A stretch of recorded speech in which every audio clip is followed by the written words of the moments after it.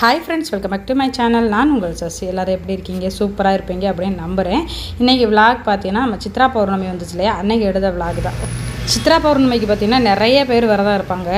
நான் மோஸ்ட்லி இவ்வளோ வருஷமாக சித்ரா பௌர்ணமிக்கெலாம் விரதம் இருந்தது கிடையாது. ஒவ்வொரு மாதமும் வரக்கூடிய பௌர்ணமிக்கே எல்லாமே விரதம் இருப்பாங்க. அவங்க அப்படி இருக்க முடியல அப்படின்னா வருஷத்தில் ஒரு தடவை வரக்கூடிய சித்ரா பௌர்ணமிக்கு அன்னைக்காவது விரதம் இருந்து பூஜை பண்ணது ரொம்ப நல்லதுன்னு. இந்த சித்ரா பௌர்ணமிக்கு பெரும்பாலான பேர் சத்யநாராயண பூஜை பண்ணுவாங்க. நம்மளுக்கு அந்த இதெல்லாம் பழக்கமும் கிடையாது, இது வரைக்கும் செஞ்சதும் கிடையாது.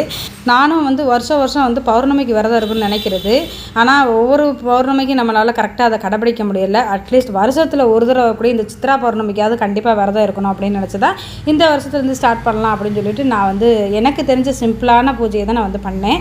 இன்றைக்கி கொஞ்சம் வெள்ளனமாகவே எந்திரிச்சாச்சு. வாசலில் கோலம் போட்டுட்டு வாக்கிங்லாம் போயிட்டு அப்படியே கையோட குளிச்சாச்சு. குளிச்சுட்டு அப்படியே பூஜைக்கு தேவையான எல்லாமே ரெடி பண்ணிடலாம். ஏன்னா வீடெல்லாம் நேற்றே க்ளீன் பண்ணி வச்சுட்டு பூவெல்லாம் வாங்கி கட்டியும் வச்சுருந்தேன். சரின்ட்டு பூவெல்லாம் படத்துக்கு போட்டு வச்சுட்டு அடுப்பில் பார்த்தீங்கன்னா சக்கரை பொங்கல் பிரசாதமாக செஞ்சிடலாம்னு சொல்லி அதை தான் ரெடி பண்ணி வச்சுட்டு தான் நான் விளக்குக்கெலாம் பூ வச்சுருந்தேன். அதாவது சாமி படத்துக்கெல்லாம் பூ போட்டிருந்தேன்.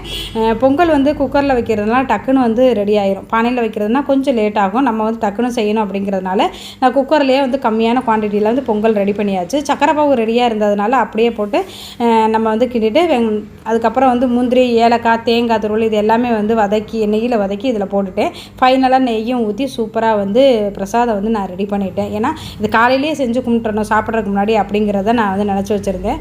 அதனால் எனக்கு தெரிஞ்ச மாதிரி சிம்பிளாக சக்கரை பொங்கல் வச்சு வீடு இப்பெல்லாம் சாம்பிராணி போடுறதுக்காக இந்த கறி இருக்கு இல்லையா, அடுப்பு கறி, அந்த நெருப்பில் வச்சு நல்லா நெருப்பு போட்டுட்டு அப்படியே பிரசாதத்தை எடுத்துக்கிட்டேன்.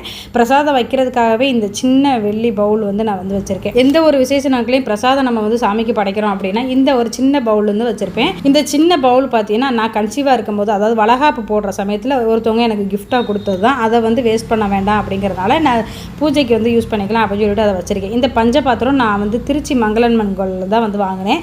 அதே மாதிரி நான் யூஸ் பண்ணக்கூடிய வெள்ளி குத்து விளக்குமே திருச்சி மங்களன் கோயிலில் தான் வாங்கினேன். இதெல்லாம் வெள்ளி ரேட்டு ஏறுறதுக்கு முன்னாடி வாங்கினது. ஏன்னா பழசு கொஞ்சம் வெள்ளியெல்லாம் இருந்தது.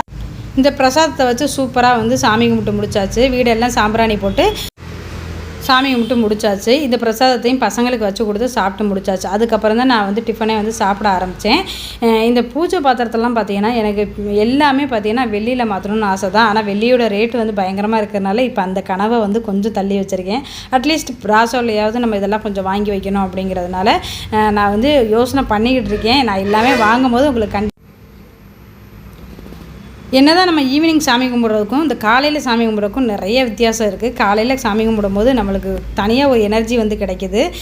ஏன்னா நீங்கள் ட்ரை பண்ணி பாருங்கள். இது வரைக்கும் பண்ணலை அப்படின்னா கண்டிப்பாக ட்ரை பண்ணி பாருங்கள். சித்ரா பௌர்ணமிக்கு யாரெல்லாம் விரதம் இருப்பீங்க, இல்லை மாதம் வரக்கூடிய பௌர்ணமிக்கு விரதம் இருப்பீங்களா அப்படிங்கிறத மறக்காமல் கீழே கமெண்ட் இல்லை நீங்கள் எப்படி சித்ரா பௌர்ணமிக்கு பூஜை பண்ணுவீங்க அப்படிங்கிறதையும் தெரிஞ்சாலும் கமெண்ட் பண்ணுங்கள். நான் அடுத்த தடவை மாற்றிக்க முயற்சி பண்ணுறேன்.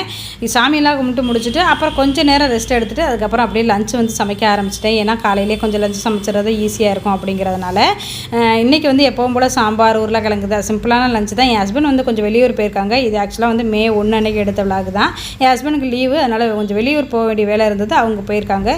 நானும் என் பசங்கள் மட்டுங்கிறதுனால சிம்பிளாகவே லஞ்ச் இருக்கட்டும் அப்படின்னு சொல்லிட்டு அதை வேகமாக சமையல் பண்ணிக்கிட்டு இருந்தேன்.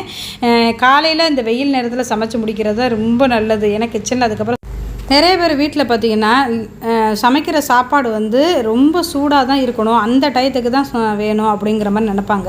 ஆனால் அது சொல்கிறதுக்கு வேணால் ரொம்ப ஈஸியாக இருக்கலாம். ஆனால் நின்று சமைக்கிறவங்களுக்கு தான் ரொம்ப கஷ்டமாக இருக்கும். அதனால் இந்த சம்மர் டயத்தில் அவங்களுடைய சூழ்நிலையும் புரிஞ்சுக்கிட்டு ஏதோ ஒன்று சமைச்சு கொடுக்குறாங்களா அப்படிங்கிறத நினச்சி கொஞ்சம் சந்தோஷமாக அந்த சாப்பாடை சாப்பிட்டிங்கன்னா அவங்களுக்கும் கொஞ்சம் ரெஸ்ட்டு கிடைக்கும் அப்படிங்கிறத என்னோடய தனிப்பட்ட கருத்து. ஏன்னா இது எத்தனை பேர் ஒத்துக்குவாங்கிறது தெரியாது. என்ன சூழ்நிலையாக இருந்தாலும் எனக்கு இப்படி தான் சாப்பாடு வேணும்னு நிறைய ஜென்ஸ் விரும்புகிற ஆளும் இருக்குது. நிறைய பேர் வீட்டில் பெரியவங்களும் அதே மாதிரி ஃபாலோ பண்ணுறவங்களும் இருக்காங்க. ஆனால் ஒவ்வொரு டைமும் அந்த கிச்சனில் நின்று இந்த வேர்வையோடு நின்று சமைக்கிறப்ப எவ்வளவு நம்மளுக்கு ஸ்ட்ரெஸ் ஆகுது அப்படிங்கிறது நம்மளுக்கு தான் தெரியும். அதனால் முடிஞ்ச வரைக்கும் அதை கொஞ்சம் அவாய்ட் பண்ணி மதியம் லஞ்சு முடிச்சுட்டு ஈவினிங் போல் ஒரு கோயிலுக்கு வரலாம் அப்படின்னு தான் சிவன் கோயிலுக்கு தான் வந்திருந்தேன். கொஞ்சம் ரிலாக்ஸாக உட்காந்து சாமியெல்லாம் கும்பிட்டு முடிச்சுட்டு இன்றைக்கி வெள்ளிக்கிழமைங்கிறதுனால இந்த அம்மனை ஊஞ்சலில் வச்சு ஊஞ்சல் சேவைன்னு ஒன்று பண்ணுவாங்க. ரொம்ப நல்லாயிருக்கும் பார்க்குறதுக்கு. அதையும் சாமி கும்பிட்டு வீட்டுக்கு வந்தாச்சு. இதையோட இந்த விளாக் முடிச்சுக்கிறேன். நெக்ஸ்ட் வீடியோவில் பார்க்கலாம்.